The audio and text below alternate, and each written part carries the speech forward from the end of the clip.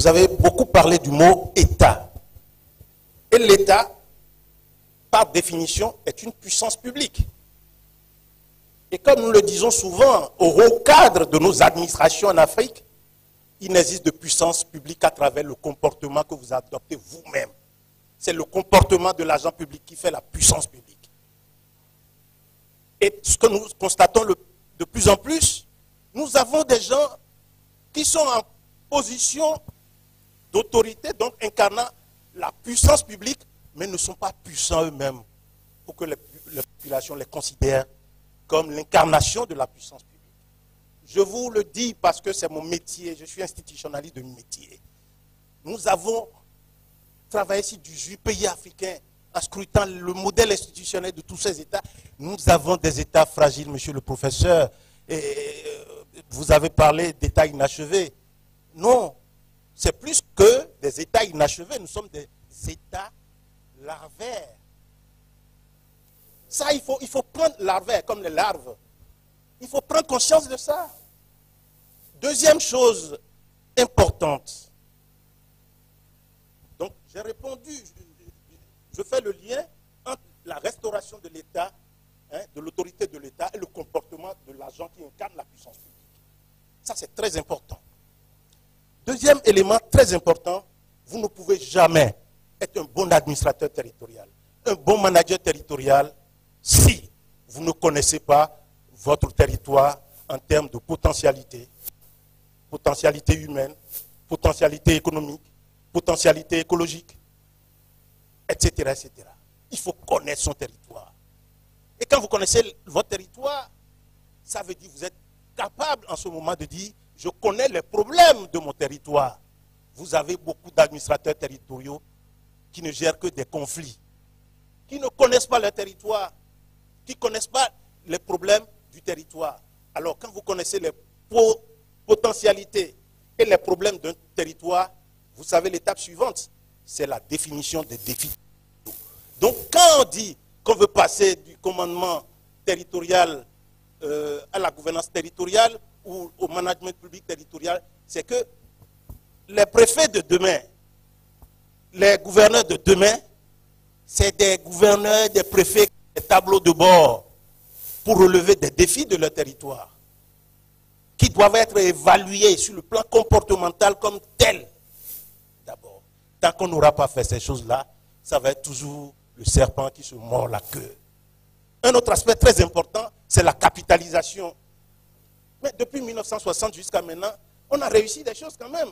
Mais c'est écrit où? En termes de continuité, dans le temps et l'espace, c'est où? Nous sommes toujours dans des schémas de succession, de rupture. On nomme quelqu'un aujourd'hui, il vient, il croit qu'il peut réinventer tout le Niger, il peut tout changer, il vient, il fait ce qu'il peut avec des moyens hyper limités, il n'a même pas les ressources humaines d'abord, des ressources scientifiques, des ressources techniques. Et c'est dangereux pour un pays pauvre comme les nôtres, où on croit pouvoir réussir le développement en ne regardant pas du côté des universités et des centres de recherche. Combien de communes au Niger ici, combien de départements, combien de régions ont une convention de partenariat avec un département à l'université pour avoir sur la durée du mandat des travaux de recherche pour alimenter la réflexion. On ne peut pas régler tous les problèmes par les petits consultants que nous sommes qui circulons. Nous circulons pour avoir un peu d'argent, pour faire notre business, on continue. Donc il faut travailler avec des institutionnels. Je sais de quoi je vous parle. Un autre aspect très important, c'est la délégation de pouvoir. Il faut déléguer. Nous avons dans tous nos pays des pouvoirs qui sont hyper concentrationnaires. Quand on nomme quelqu'un, il pense qu'il a la plénitude de la connaissance de tout, de tous les pouvoirs, au lieu de mettre à contribution ses collègues pour coproduire de l'intelligence, pour améliorer la chaîne décisionnelle de l'État. On ne le fait pas. Et voilà les premières grandes causes des échecs des politiques publiques, des programmes et projets dans tous nos pays. Et nous sommes envahis maintenant par le terrorisme. C'est pourquoi je tiens à vous remercier pour votre introduction et vous voudriez bien céder la place au panel des politiques publiques partagées par les acteurs publics, privés et associatifs. Alors vous savez, pour dire que vous êtes d'un métier, il faut connaître le langage du métier. C'est le langage du métier qui fait le métier. Et c'est pourquoi nous avons voulu que tout le monde soit au même niveau de compréhension de ce qu'on entend par l'approche territoriale de développement. Ce n'est pas de la décentralisation, ce n'est pas de la déconcentration, ce n'est pas du développement communautaire, c'est plus que cela. Alors je voudrais inviter Dr Ibrahim Sabou comme introducteur, Monsieur l'honorable Moutari Ousmane,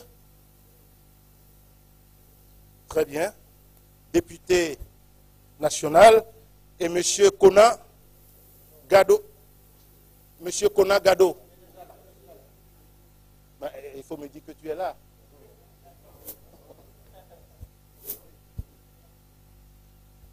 Alors, qu'est-ce que nous attendons de ce groupe? Écoute. Parce qu'à partir de maintenant, on va commencer par faire du haut vol technique. L'objectif qui est attendu de votre panel, c'est de clarifier le concept et les déterminants de l'approche territoriale de développement. Donc le groupe de mots phare ici, c'est l'approche territoriale de développement. Il faudrait que, à la fin de votre discussion, que chacun comprenne exactement ce qu'on entend par approche territoriale de développement.